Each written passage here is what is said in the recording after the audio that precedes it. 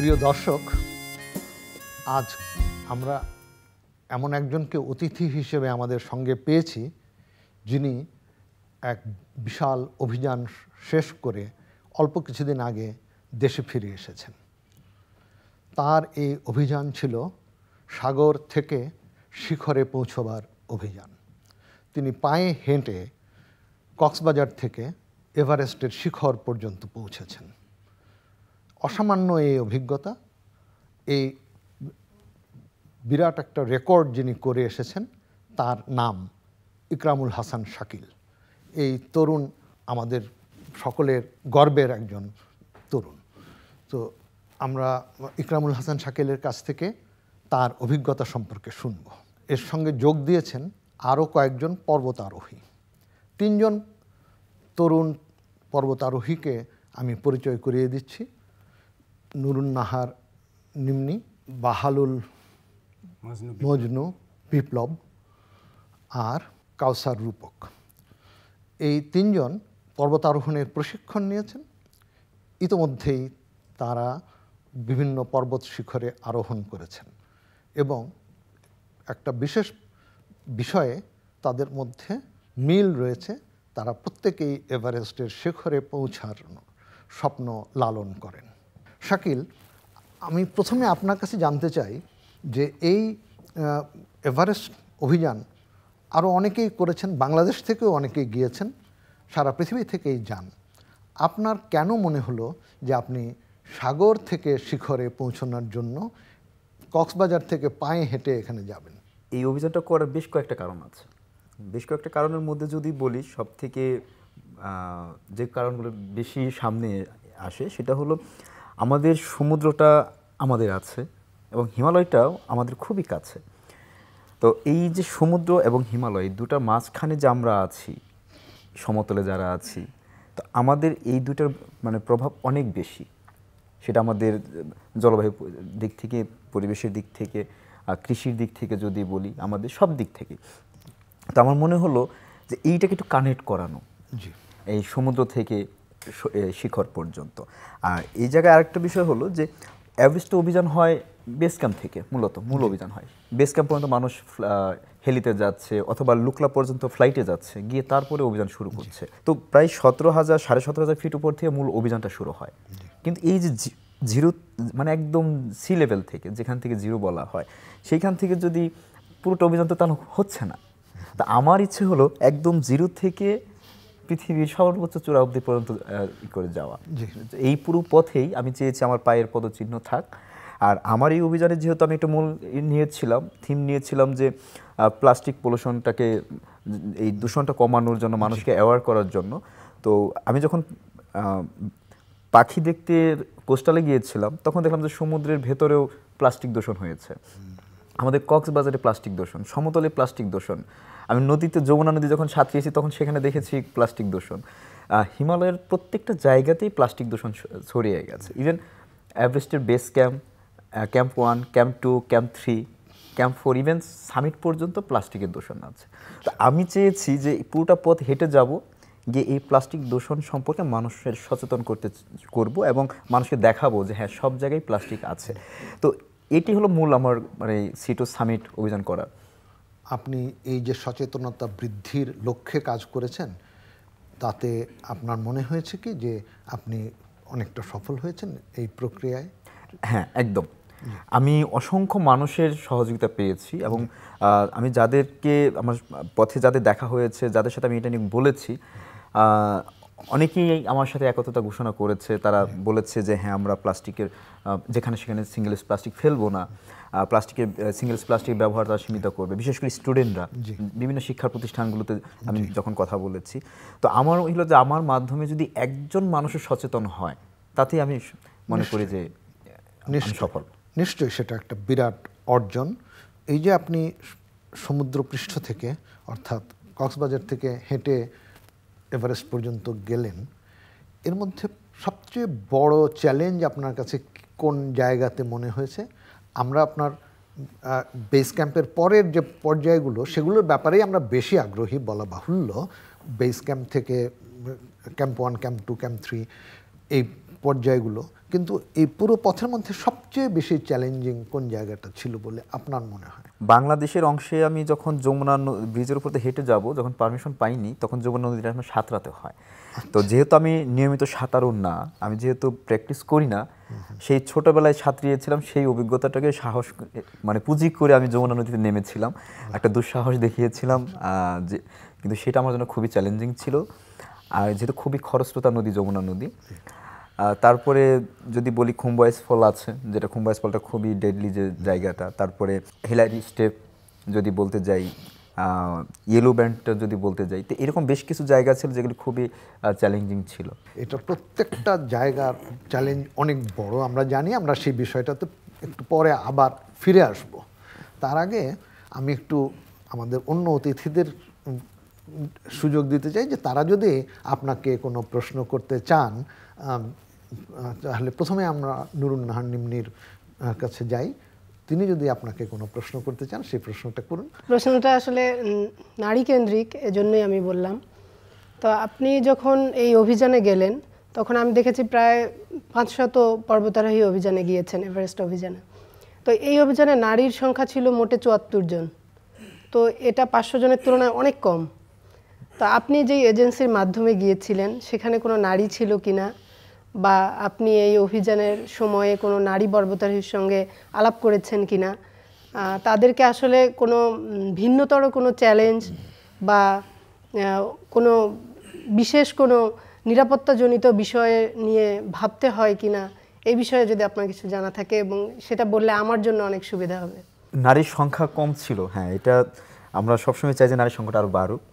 এবং বেস ক্যাম্পে নারী যে ছিল না তেমন না, প্রচুর নারী ছিল, মানে এই সবাই কিন্তু ছিল, প্রচুর বলতে ওই যে কজন ছিল এরাই তো ছিল। কিন্তু হ্যাঁ, এটা মজার বলতে এটাই যে নারী শেরপা ছিল, গাইডটা খুবই কম ছিল, হাতে গোনা কয়েকজন। আর এখানে নিরাপত্তাজনিত কথা যেটা বললেন, এখানে আমার যেটা মনে হয়েছে যে এখানে শতভাগ তারা নিরাপদ। শুধু ওই ঝুঁকিগুলোর যে জায়গাগুলো আছে সেগুলো তো সবাই, নারী পুরুষ সবার জন্য সেম। এবং আমার এজেন্সিতে আমরা 7-8 জনের মতো নারী ছিল আমাদের এজেন্সিতে। যেহেতু আমরা এক একটা গ্রুপ আলাদা আলাদা করে ভাগ করা, আমাদের গ্রুপে আমরা 3টা গ্রুপ ছিল আমাদের এজেন্সিতে, টিম 1, টিম এ, টিম বি, টিম সি এভাবে। তো যে কারণে সবাইকে আমি একদম একজ্যাক্ট বলতে পারছি না কজন, কিন্তু আমি যাদের সাথে দেখার সুযোগ হচ্ছে প্রায় 7-8 জনের বেশি হবে। আর এখানে যে নারীর চ্যালেঞ্জে আমার এখানে আমি সত্যি বেশি অনুপ্রাণিত হয়েছিলাম। একজন মঙ্গোলিয়ান এক বন্ধু, পর্বতারোহী বন্ধু, সে ক্যান্সার সার্ভাইভ করে এসছে এভারেস্ট ক্লাইম্ব করার জন্য। সে একজন নারী, তার 2টা বাচ্চা আছে, একটা মেয়ে এবং একটা ছেলে আছে। তো আমার হলো যে হ্যাঁ, তারা তো আসতে পারছে, তারা এটা দেখলে তো আমাদের মানে উৎসাহ দেয়।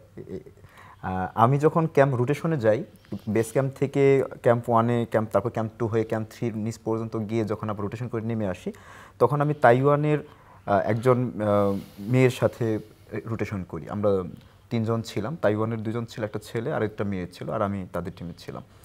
তো এই যে পুরো রোটেশনের অংশটা, যেমন খুম্বয়েস ফল হয়ে ক্যাম্প 1 থেকে ক্যাম্প 2 থেকে 3-তে গিয়ে আবার নেমে আসা, এসে আবার বেস ক্যাম্পে ফিরে আসে, এই যে সময়টা আমরা এখানে প্রায় 4-5 দিন আমরা একসাথে সময় কাটাই, একসাথে যাওয়া আসা করি। তো আমাদের মধ্যে খুব ভালো বন্ধুত্ব হয়েছিল। তা আমার কথা হলো, যেখানে নারীরা আমি মনে করি যে শতভাগ নিরাপদ। আমার কিন্তু মনে পড়ে যে আমরা যখন এভারেস্ট বেস ক্যাম্প ট্রেকিংয়ে গিয়েছি, সেখানে ট্রেকারদের মধ্যে নারীর সংখ্যা সম্ভবত সমান অথবা পুরুষের চেয়ে বেশি, এবং তারা যথেষ্ট নিরাপদে সেখানে ট্রেকিং করতে পারে। বাহালুল মজনু বিপ্লব, আপনি যদি কোনো প্রশ্ন করতে চান। শাকিলের আমি কয়েকটি অভিযান করেছি এ পর্যন্ত। তো শাকিলের কাছে প্রশ্ন 2টো করব। একটা হলো, শাকিল বেস ক্যাম্প থেকে ক্যাম্প 2 গিয়েছেন, তাই না? ডাইরেক্ট সামিটের সময় ক্যাম্প 2, আর নামার সময় আবার সেই উপর থেকে শিখর থেকে আবার ক্যাম্প 2, তাই না? এই সময়টাকে আপনার কেমন লাগছে? কারণ আমি যতটুকু জানি মানুষ ক্যাম্প 1, ক্যাম্প 2 এইভাবে যায়, আর নামার সময় কিন্তু ওইভাবে ক্যাম্প 4, ক্যাম্প 3, কারণ সূর্য এনার্জি থাকে না। ওই সময়টাকে আবার কেমন লেগেছে আপনার? আচ্ছা, একটু আগে বলে নেওয়া ভালো যে আমি যেহেতু C2 সামিট অভিযানটা করেছি, এই অভিযানে আমার একটা টার্গেট ছিল যে আমি এত দিনের মধ্যে করবো, মানে আমার 90 দিনের মধ্যে একটা টার্গেট ছিল। যেহেতু আমি 64তম দিনে গিয়ে বেস ক্যাম্পে পৌঁছাই, এবং সে সময়ে ম্যাক্সিমাম পর্বতারোহী রোটেশন করে সবাই বেস ক্যাম্পে ফিরে এসছে। তো তো যখন আমি বেস ক্যাম্প থেকে রোটেশনে যাই তখন আমি ক্যাম্প 2-তে বেস ক্যাম্প থেকে ক্যাম্প 1 এক রাত থাকি, ক্যাম্প 1 থেকে ক্যাম্প 2, তারপর ক্যাম্প 2 থেকে ডিরেক্ট বেস ক্যাম্পে নেমে আসি। এবং যখন সামিট পোস্টে যাই তখন বেস ক্যাম্প থেকে ডিরেক্ট আমি ক্যাম্প 2-তে চলে যাই, যেটা অনেক লম্বা পথ, সেটা যাই। এবং ক্যাম্প 2 থেকে ক্যাম্প 3 হয়ে ক্যাম্প 3 থেকে সামিট পোস্ট হয় আমাদের, মূলত গিয়ে ক্যাম্প 4-এ গিয়ে বিকেলের সময়টা কাটানো, রেস্ট করে তারপর সামিট পোস্ট। এবং সামিট থেকে আমি ডিরেক্ট ক্যাম্প 4-এ না থেকে, ক্যাম্প 3-তে না থেকে ক্যাম্প 2-তে চলে আসি, যেটা সবথেকে চ্যালেঞ্জিং ছিল।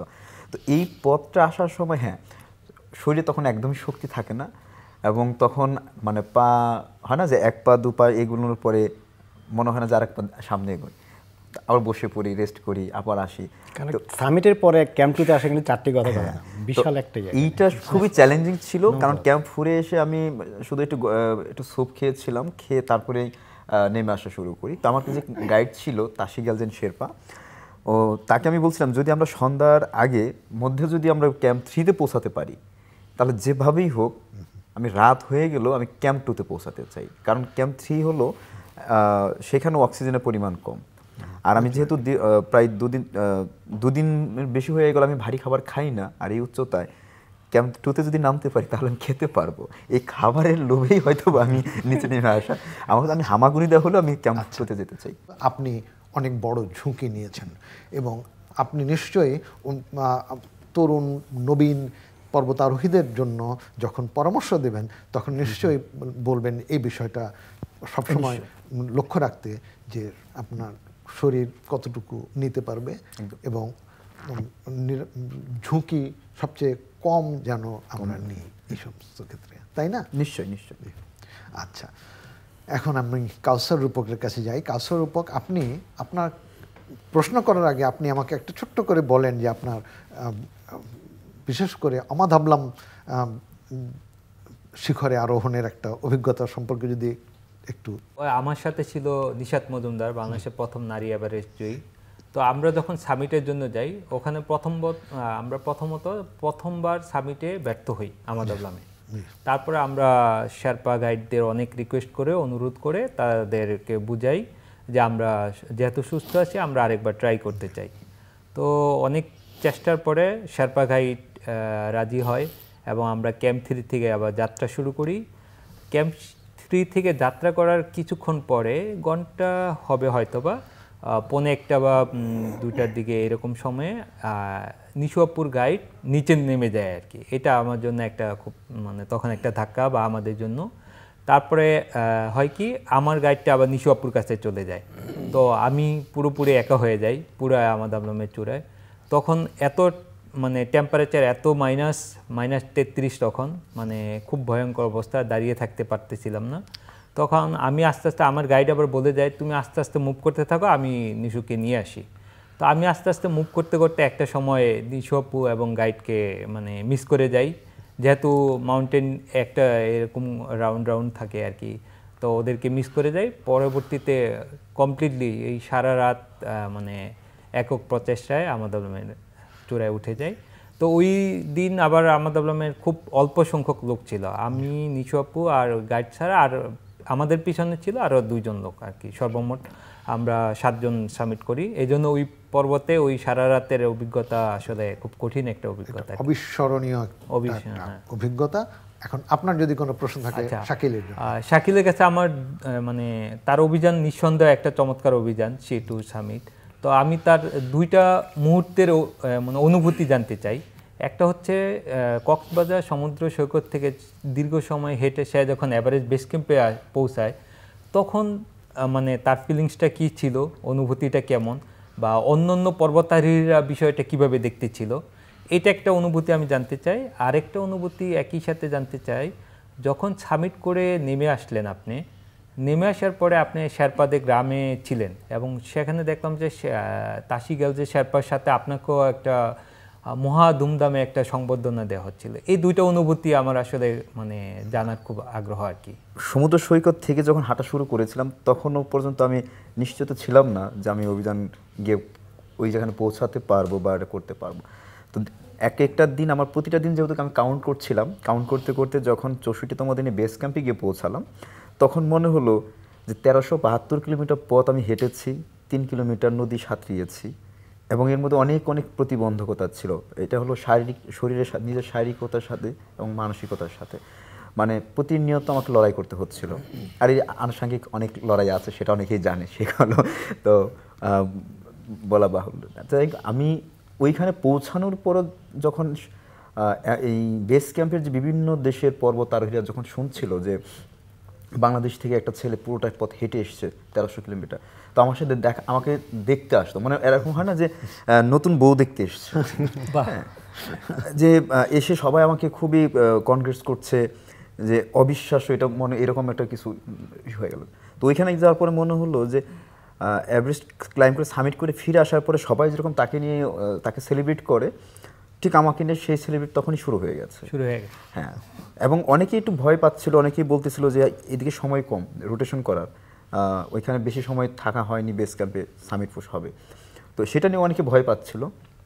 কিন্তু সবাই খুবই উৎসাহ দিচ্ছিল যে তুমি যেহেতু এতটা পথ হেঁটে আসতে পারছো, তাহলে বাকিটা হয়ে যাবে, এটা এই কথাও বলছে। তো তখন এটাও খুবই ভালো লাগছে বলতে যে এখন জানি না চূড়ায় যেতে পারবো কি না, কিন্তু আমি 85% আমার সফলতা হয়ে গেছে, আর 10% হবে চূড়ায় গিয়ে দাঁড়ানো, আর 5% হবে নিচে এসে মানে বেস ক্যাম্পে ফিরে আসা।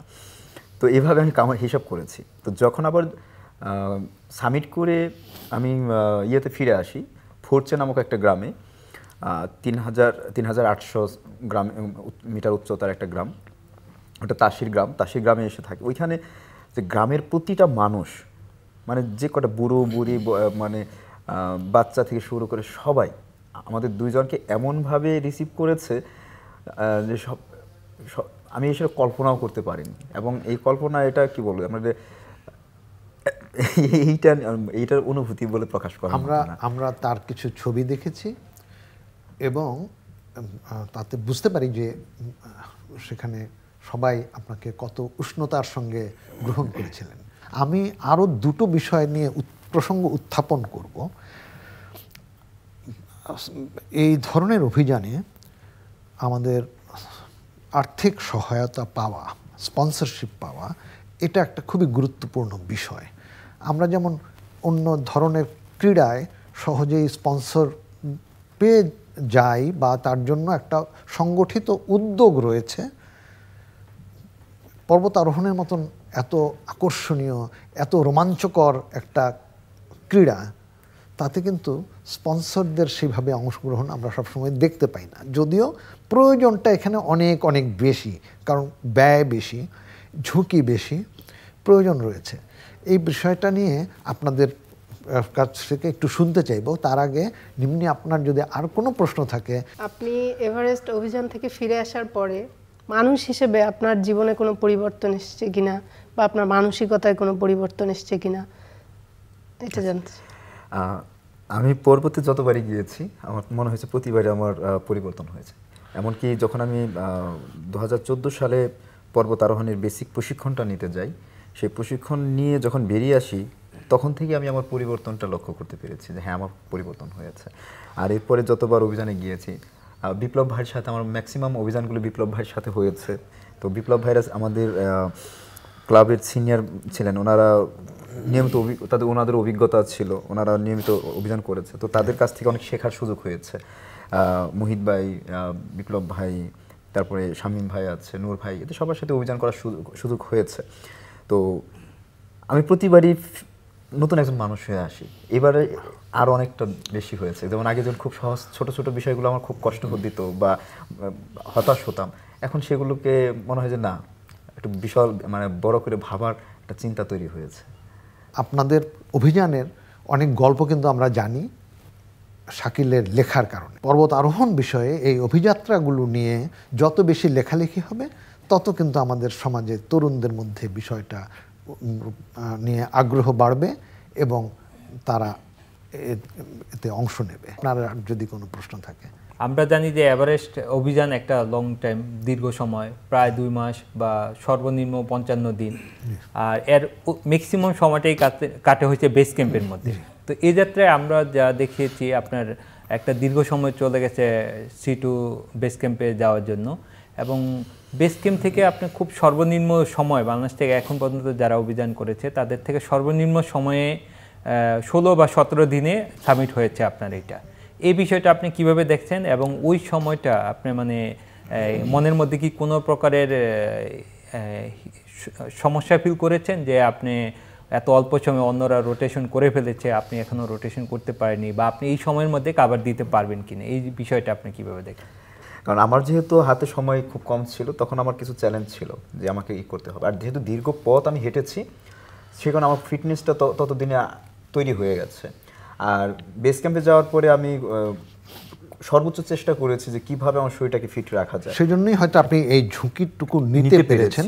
কিন্তু তাহলেও আমি বারবার এটা উল্লেখ করতে চাই যে আপনি হয়তো কাঞ্চনজঙ্ঘা এলাকায় আপনি যে দিনগুলো কাটিয়েছেন, সেখান থেকে যদি আপনি একটা দিন কমাতে পারতেন, 2 দিনও কমাতে পারতেন, সেটা বেস ক্যাম্পে কাটালে হয়তো বা আরেকটু নিজের জন্য নিরাপদ হতো বা আরেকটু ভালো হতো। স্পন্সরশিপ সম্পর্কে যদি আপনি বলেন যে স্পন্সরদের ব্যাপারে আপনার অভিজ্ঞতা বা নতুন স্পন্সর কিভাবে পাওয়া সম্ভব, এই বিষয়ে তরুণদেরকে উৎসাহিত করা। স্পন্সর হলো কি, আমাদের এখানে যেহেতু আমাদের এই স্পোর্টসে বেশি সংখ্যক মানুষকে করা যায় না, কারণ স্পন্সর কোম্পানিগুলো চায় যে তাদের প্রোডাক্টের এটা যেন মানুষের কাছে পৌঁছায়, অধিক মানুষের কাছে পৌঁছায়। যেহেতু আমাদের এই স্পন্সর এই পর্বত আরোহণটার কোনো টেলিভিশনে লাইভ দেখানো যায় না বা কোনো বড় কোনো স্টেডিয়ামে হয় না, সেই ক্ষেত্রে এটা যেহেতু খুব অল্প সংখ্যক মানুষ দেখে, যে কারণে স্পন্সরদের আগ্রহটা একটু কম থাকে আমাদের এখানে। তো তারপরেও আমরা এখন আমাদের অনেক সুযোগ আছে যে স্পন্সরদের ভিউ বাড়ানোর, সেটা আমরা সোশ্যাল মিডিয়া দিয়েই হোক বা আমাদের মিডিয়ার মাধ্যমেই হোক, যে মূলধারার মিডিয়া যারা আছে, গণমাধ্যম আছে, এদের সহযোগিতা নিয়ে। তো তারপরও আমরা যখন কোনো স্পন্সরের কাছে যাওয়া উচিত, আমি ফিল করি যে এখন তাদেরকে সেটা বোঝানো যে আমি এইভাবে কিছু কিছু বিষয়গুলোকে একটু একদম পরিষ্কার করা, যে আপনাদের প্রোডাক্টের বা কোম্পানির এই সুবিধাগুলো পাবেন আমার এই মাধ্যমে, এবং আমাকে যদি দেওয়া হয়, তাহলে স্পন্সর করা হয়, তাহলে তরুণ প্রজন্ম, আমাদের দেশের এবং আপনার প্রোডাক্টের 3টা জায়গাতেই যেন মানে থাকে। বাহ, শাকিল, আপনাকে অশেষ ধন্যবাদ আপনার সময়ের জন্য, এবং আপনারা অন্য পর্বতারোহী যে কজন আমাদের এই অনুষ্ঠানে যোগ দিয়েছেন, আপনাদের সবাইকে অশেষ ধন্যবাদ। প্রিয় দর্শক, এই যে অভিযানের গল্প, আশা করি এই অভিযানের গল্প আমাদের তরুণ সমাজকে আরও অনেক বেশি অনুপ্রাণিত করবে এই ধরনের অভিযাত্রায় বেরিয়ে পড়তে। আমরা নানা ধরনের ক্রীড়ায় অভ্যস্ত, আমরা নানা ধরনের ক্রীড়ায় অংশ নিই বা তার খোঁজ খবর রাখি, কিন্তু পর্বতারোহণ তুলনামূলকভাবে একটি নতুন ক্ষেত্র আমাদের দেশের জন্য বা আমাদের সমাজের জন্য। কিন্তু আমরা দেখছি গত কিছুদিন ধরে ক্রমেই আরও বেশি সংখ্যক তরুণ তরুণী এই ক্ষেত্রটিতে আগ্রহী হয়ে উঠছেন এবং এই অভিযানে বেরিয়ে পড়ছেন। আমি নিজে হিমালয়ের বিভিন্ন পথে ট্রেক করতে গিয়ে দেখেছি বাংলাদেশ থেকে যাওয়া বহু তরুণ তরুণী ওখানে এখন নিয়মিত যাতায়াত করেন এবং সেই দুর্গম পথে পায়ে হেঁটে দিনের পর দিন তারা বিভিন্ন গন্তব্যে পৌঁছানোর চেষ্টা করেন। শাকিল, আপনার অনুষ্ঠানের একটা পর্যায়ে কোনো একটা অনুষ্ঠানে আব্দুল আবু সাইদ স্যার বলেছিলেন যে যত দীর্ঘ যাত্রাই হোক না কেন, সেটা কিন্তু একটা পা ফেলেই শুরু হয়, একটা পা ফেলার পরে আরেকটা পা ফেলেই আমরা এই গন্তব্যে পৌঁছানোর চেষ্টা করি। আশা করি আমাদের তরুণ প্রজন্ম সেখান থেকে উৎসাহ এবং অনুপ্রেরণা নেবেন। আর বিশেষ করে যারা সচ্ছল, যাদের সাধ্য আছে এবং যারা বড় বড় প্রতিষ্ঠানের সঙ্গে যুক্ত, তাদেরকে আমি অনুরোধ করব এই ধরনের ক্রীড়া এবং রোমাঞ্চকর অভিযানে তারা ইচ্ছে করলে স্পন্সরশিপের মাধ্যমে যুক্ত হতে পারেন। এটা আমাদের সবার জন্য কল্যাণ বয়ে আনবে বলে আমার বিশ্বাস। আপনাদের সবাইকে অশেষ ধন্যবাদ।